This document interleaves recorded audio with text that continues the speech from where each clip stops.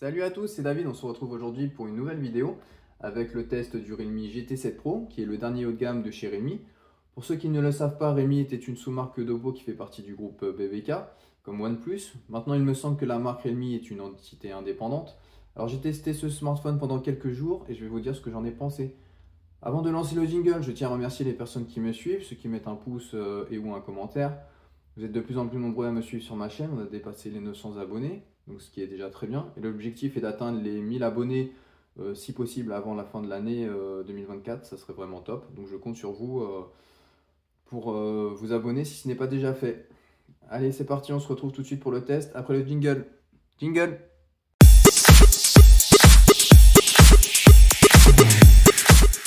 Commençons par le design. Alors habituellement, moi je suis pas trop fan de la couleur orange, mais là ce coloris orange marbré, je le trouve très beau. On a des petits reflets sympathiques, donc j'aime beaucoup. C'est un ton mat, donc ça prend pas les traces de doigts, donc ça c'est aussi un très bon point. Donc ici on voit la marque Realme marquée ici. D'habitude les normes sont marquées en bas ou ici sur le côté, mais là ça gâche rien au design parce que c'est sur le côté latéral, donc ça c'est un très bon point aussi. S'il me fait la mise au point, je vais vous montrer. Donc voilà, c'est très léger. Ici là on voit bien, donc ça c'est un très bon point. Au niveau des dimensions, donc ce téléphone fait 16,25 cm par 7,69 cm avec une épaisseur de 8,55 mm. Donc il ne fait pas partie des plus fins mais pas des plus épais non plus. Donc côté droit, on retrouve les boutons volume plus et moins. Ici le bouton power. À gauche, il n'y a rien du tout. En bas, on retrouve le haut-parleur stéréo. Le type USB-C pour recharger le téléphone, le micro et le tiroir de carte SIM. Et en haut, on retrouve l'infrarouge et le port infrarouge et le micro. Donc à l'arrière, on retrouve 3 modules photo dans un bloc carré. Esthétiquement, ça me choque pas. Moi, j'aime bien. Ça change un peu des blocs circulaires qu'on retrouve sur beaucoup de modèles récents et d'autres modèles de 2024, hein, comme le Magic 6 Pro. Le OnePlus 12, le OnePlus 13, pareil, va avoir un modèle aussi, un bloc photo circulaire. Le Vivo 200 Pro et le Magic 7 Pro qui vont pas tarder à sortir. Et si je dis pas de bêtises, le Oppo Find X8 Pro a aussi un bloc circulaire. Donc il se démarque un petit peu, donc je trouve ça sympathique. Qu'est-ce qu'on a sur cet écran? Donc on a un capteur digital sous l'écran ultrason, donc le plus rapide sur le marché. Il fonctionne très très bien, c'est très rapide. On a aussi de la reconnaissance faciale, tac, qui marche aussi très très bien. Donc l'écran c'est un OLED un petit peu incurvé, légèrement. Donc il est pour ceux qui n'aiment pas du tout l'incurvé, franchement c'est très léger. Il est pratiquement plat d'ailleurs, donc voilà, je tiens à le préciser, on ne le verra pas trop forcément sur ma vidéo, mais moi ça m'a pas dérangé plus que ça. Pourtant j'aime bien les écrans plats, mais c'est pour ça, vous pouvez me faire confiance, ça pose pas de problème. Au niveau de la taille, donc c'est du 6,78 pouces, donc c'est du 2780 par 1264, donc du 1,5K en résolution, avec du 450 pixels par pouce avec un poids de 223 grammes. Donc moi qui aime les téléphones compacts et légers, j'ai eu beaucoup de mal à m'y faire, surtout le ressenti dans la poche. Après pour regarder du contenu, bah, c'est très agréable, hein. Franchement ça régale de regarder des contenus Netflix, Amazon et autres. Au niveau du taux de rafraîchissement, on a jusqu'à 120 Hz. Donc vous pouvez aussi aller dans les paramètres, j'ai trouvé ça sympathique. Vous avez, donc moi je suis en plus élevé, hein, mais vous avez aussi fréquence de rafraîchissement spécifique à l'application. Donc vous pouvez personnaliser chaque application pour le mettre soit en 60 ou en 120 Hz. Donc bah, pour les jeux, c'est bien de le mettre en 120 Hz, hein, mais par exemple pour le reste, que ce soit contact, documents, enregistreur, machin, ça serait bien de le mettre en 60 Hz pour économiser de la batterie. Donc je trouve cette option très sympathique. Et c'est pour ça que je voulais vous en parler.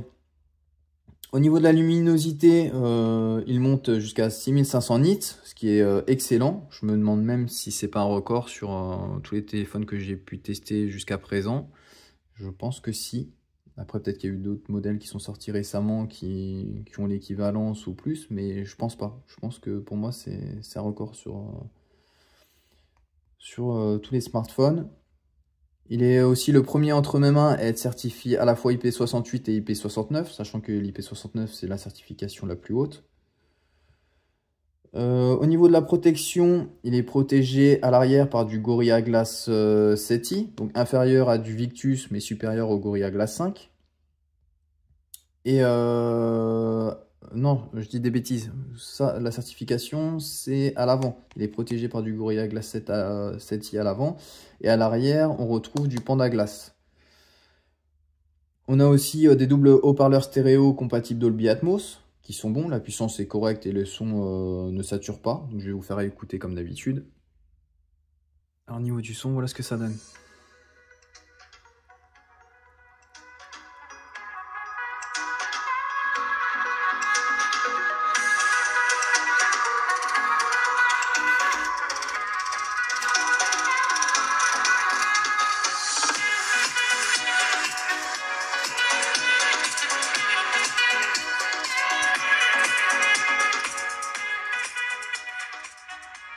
Voilà pour le son, moi je trouve ça très correct, donc à vous de juger. Alors au niveau de la surcouche, on retrouve la surcouche de chez Realme, donc Realme UI 6.0, la dernière version qui tourne sur Android 15, qui ressemble énormément à ColorOS de chez Oppo et OnePlus. Donc ceux qui connaissent déjà ColorOS, vous ne serez pas dépaysés. Donc une très bonne expérience, vous aurez 5 ans de mise à jour Android et 6 ans pour les mises à jour de sécurité, donc c'est très correct. Ça fait pas partie des meilleurs comme Samsung et Google qui eux sont à 7 ans, mais par rapport à d'autres concurrents, c'est plus que correct. Vous avez pas mal de personnalisation aussi, que ce soit les icônes ou sur l'Always On Display par exemple. Donc ici vous allez sur les icônes, donc vous pouvez changer la couleur en mode ombre, changer la forme pour que ça soit carré, rond. Vous pouvez personnaliser avec d'autres formes, afficher en dessous des applications le nom de l'appli ou l'enlever. Donc pas mal de personnalisation et ça c'est top. C'est un très bon point. Vous avez aussi des fonctionnalités avec l'intelligence artificielle qui arrivent au fur et à mesure des mises à jour. Donc pour ceux qui aiment AI, bah, vous serez très contents. Certains aiment d'ailleurs ou d'autres s'en foutent complètement. Donc à vous de voir ce qui vous convient ou pas. Mais en tout cas, vous l'avez sur ce téléphone. Passons maintenant côté performance. Donc on retrouve le meilleur processeur de chez Qualcomm, gravé en 3 nanomètres, le Snapdragon 8 Elite. Donc il faudra tourner tous vos jeux, même des jeux 3D, bah, sans problème. Hein. Moi j'ai fait du Mario Kart, du Call of Duty, franchement il fait tout tourner correctement. Voilà, j'ai joué à Call of, j'ai joué à Mario Kart. J'avais joué à un autre jeu, mais j'ai dû le supprimer. Mais en tout cas, voilà.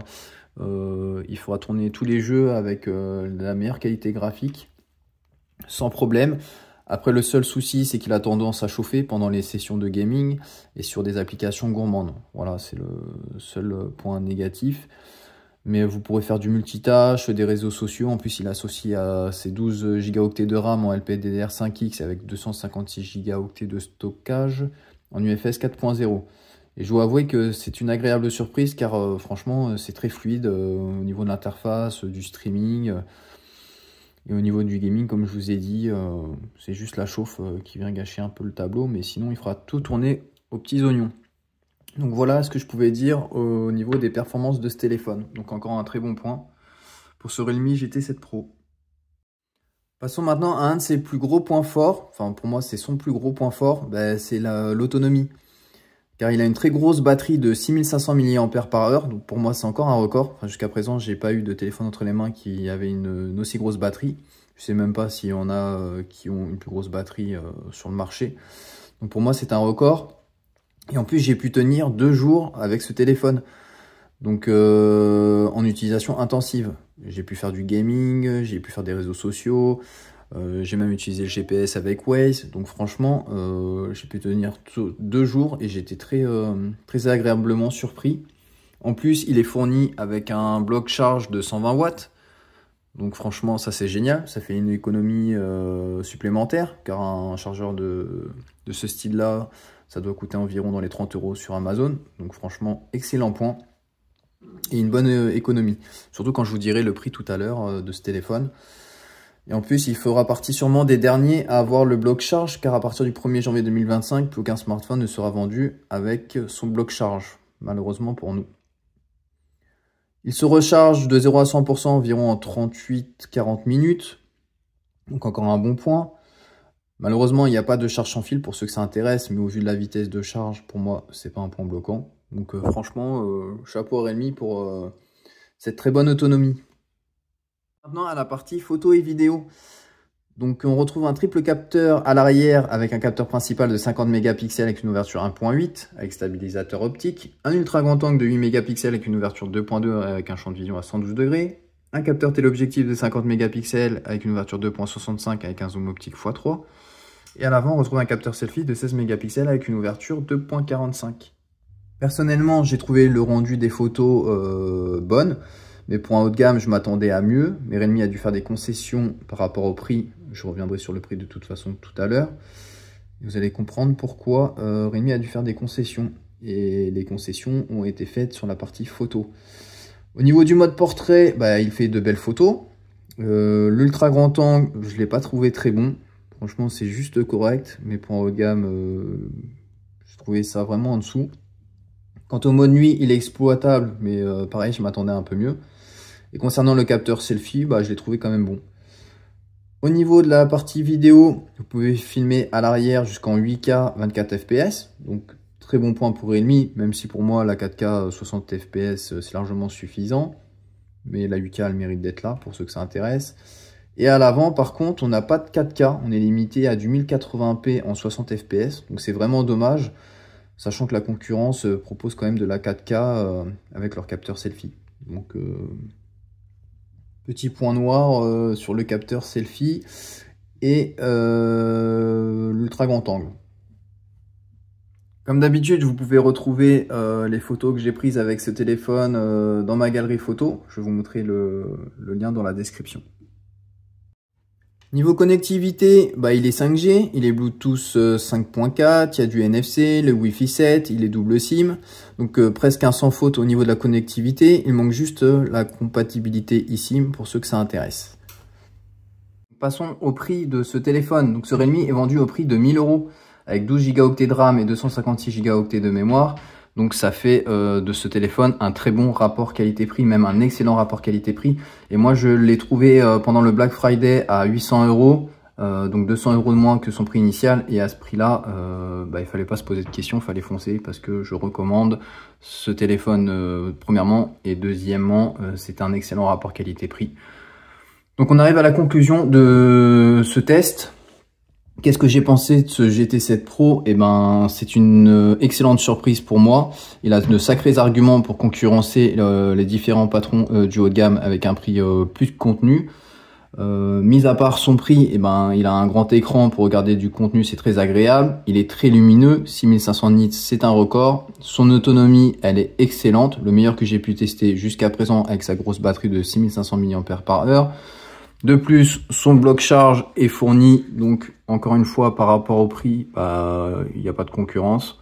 On a un bloc charge de 120 watts qui est compris dans la boîte, c'est génial.